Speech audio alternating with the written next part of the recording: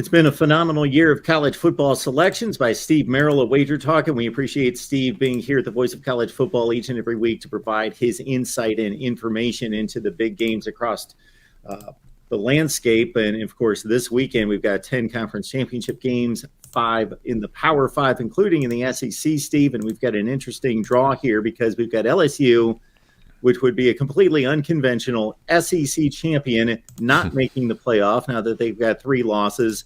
Georgia makes the playoffs without winning the SEC, much like they did last year. Dogs are a 17.5-point favorite in Atlanta against LSU.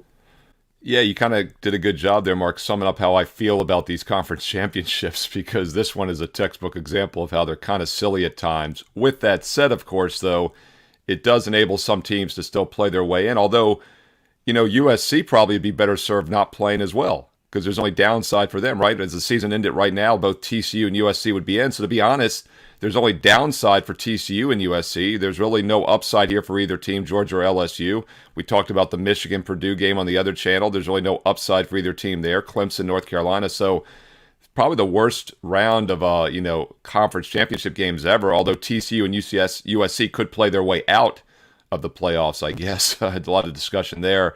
But Georgia's the best team in football. I've been big on Michigan all season. I had them at 20-1 back in September. I said they were worth a wager to win the national title. They were kind of the dark horse at the time.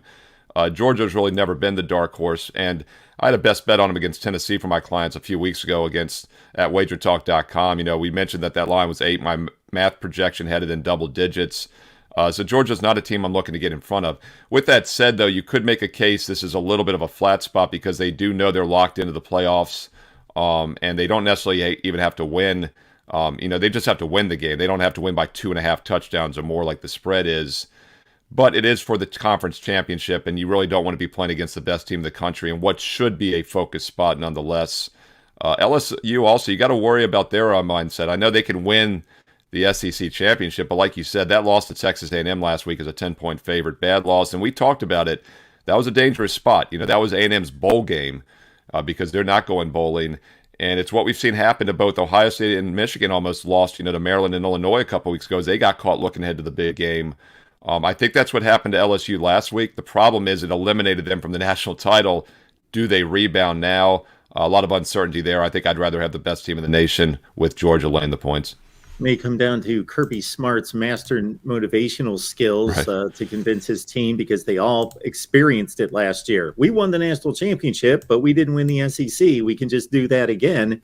But if he can sell the SEC as the best conference and this championship means something and you want to go undefeated, then Georgia can certainly roll in this one. 17.5 against LSU, an unlikely number in an SEC title game, especially East over West, based on what history has shown us. Steve Merrill, wagertalk.com. Please get on over there for Steve's selections across the board in all sports. Again, wagertalk.com. And Steve's Under the Radar selection provided for us exclusively on Patreon. A phenomenal 11-1 against the spread. So check out Steve's selections there. Join the Knuckleheads and talk college football all the time on the Discord. Patreon.com. Search Mark Rogers TV. Steve, thank you so much. Thanks, Mark.